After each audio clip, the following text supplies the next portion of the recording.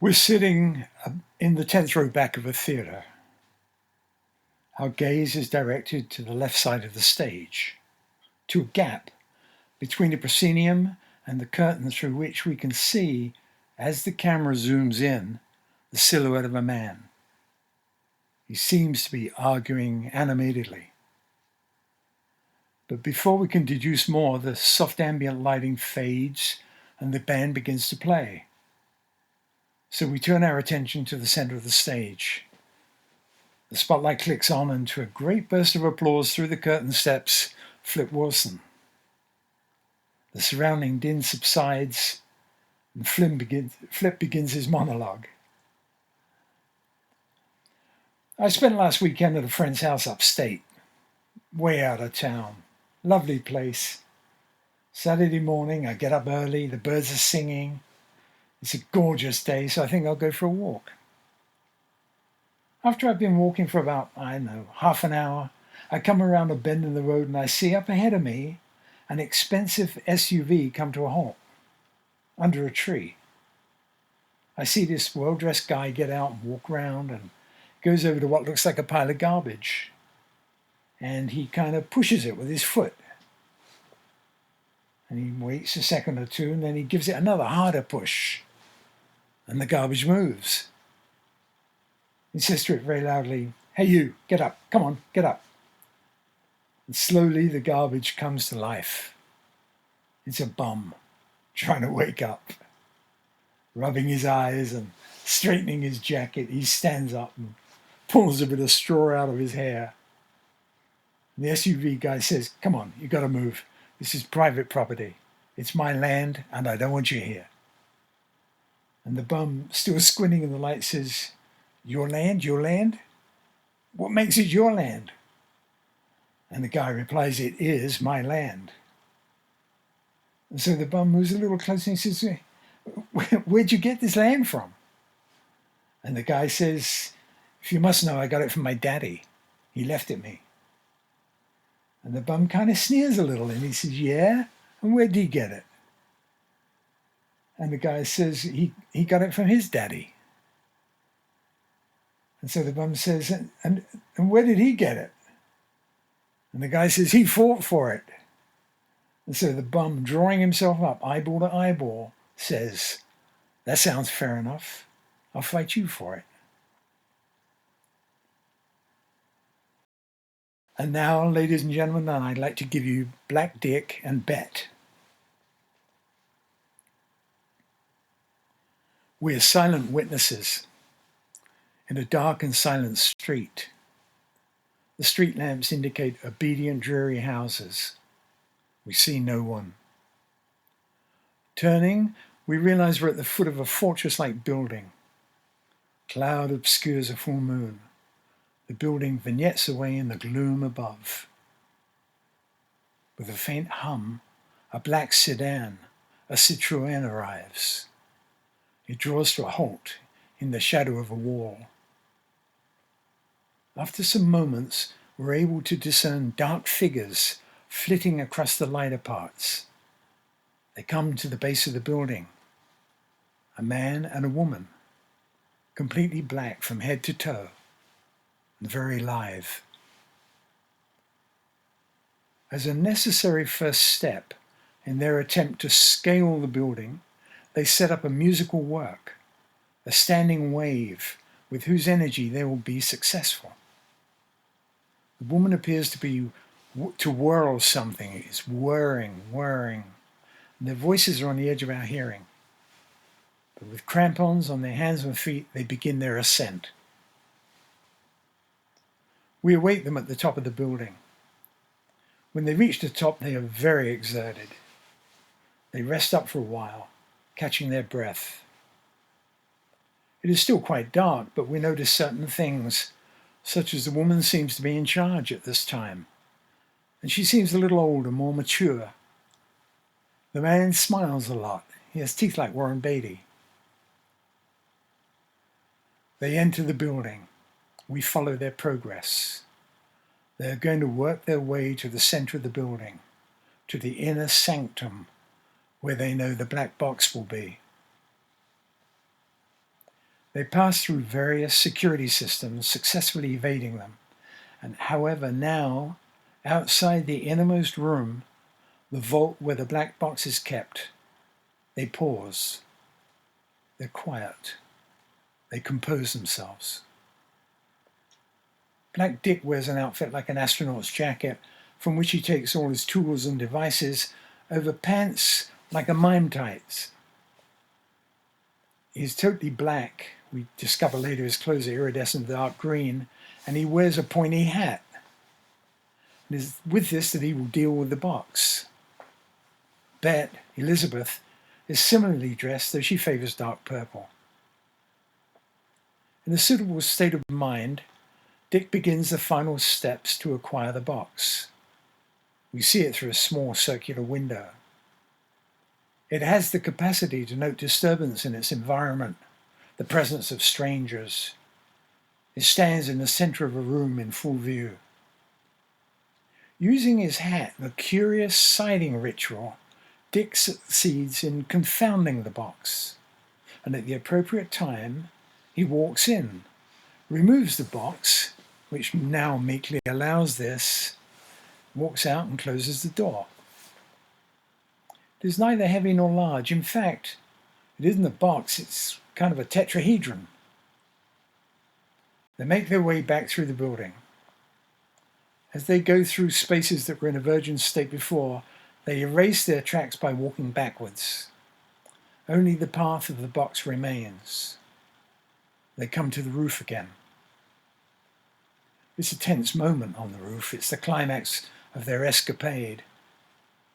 Dick gives the box to Bet, the tetrahedral shape clasped in her two cupped hands. Our camera moves away at this point. We see them now from the ground. We hear a peculiar noise, rather like a steel ball in a wooden box being shaken. And they swoop down to the ground, towards the camera and their waiting car. Almost without stopping, they sweep themselves into it and slip away. They take a cautious, though not tortuous, route.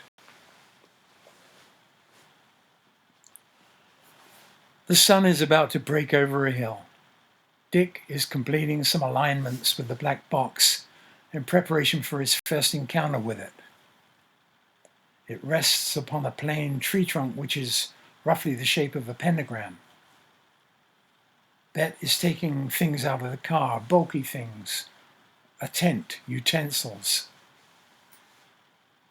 Dick begins sighting, manipulating events. Gradually we become aware of a sound. We realize it is provided by the box in response to Dick's request. From this one note, it becomes a beautiful musical piece. To this, the day. To this, the day. Bet appears not to hear it. Afterwards they wash, prepare themselves for food. The food looks exotic. Rabbit, eggs, frog's legs and watercress, and mint tea. During the meal we, as if at the next table, overhear fragments of conversation. The box, the time, from dawn to sunset, if all goes well. It's like opening a safe. The food fortifies them. They don't allow themselves too much. They must stay alert. There's much to do. The second encounter with the box. Richard again manipulates his vision, triggering certain states, but this time he goes on a journey of paranoia and despair. The box makes vivid his most fearsome imaginings. Assailants, invisible assassins like ninjas, distill themselves from the trees around him. His terror is finally overcome by accepting the yin principle as a means of defense. And upon doing that, they pass right through him and hurtle on to their own destruction. He is numb. His body's slumped. The box is silent. She comes to him, touches his forehead, his temples, his neck and shoulders, and after a while his back. She eases life back into his shock, a transfusion, sharing the weight of it. She brings oil and begins to massage him. The sensuality of this is apparent. And when she massages his front, we see his cock rise. Observe it close up as she does. The power of the serpent. Thoroughly aroused and cleansed of fear, his passivity falls away, and she, tired from her exertions, lies back. Expertly, with a manner knowledge brings, he licks her like a dog, the most devoted of dogs. Then they make love, and what has been revealed to him is revealed to her also. It is afternoon. He has not much time. Drawing themselves up to a sitting position, they anoint each other with stardust which they sprinkle on each other's nose. They decorate each other with tokens perhaps. Then holding hands and looking at each other for a while, he leaves her. He goes to the box. The third encounter. He sits facing east, observes his shadow lengthening. Betty is on his right, looking on, silent. Soon it begins. The new reality presents itself as a series of riddles and answers, prompting him to respond with delighted surprise. Each moment his smile broadens. He feels his enormous grin. He is totally captivated in a transport of delight, until only his grin remains, for a moment or two, as Lewis Carroll had predicted. Bet sees him go, or rather, sees him not there. The sun has gone with him, and it grows colder. She begins to sing a blues. The black box, some distance away, discreetly accompanies her. The monitors, dark as night, advance towards the clearing. They come on foot, well armed. They seem to have known exactly where to look. They see Bet sitting in the twilight, silent. But she is growing more insubstantial. And just as they reach the clearing, she disappears.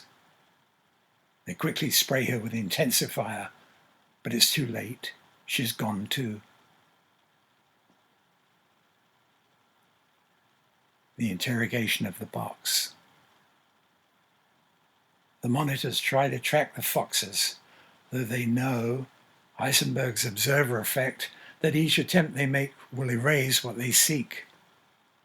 And as time runs out, they become more and more frustrated. The box, sphinx-like, becomes more mysterious and barely escapes destruction from the angry interrogators. The experience affects both men profoundly. The box is carried into the vault. We see it placed on a stand, silhouetted against the open door. The monitor turns and closes the door and turns the key. It is totally dark in here. His footsteps recede into silence.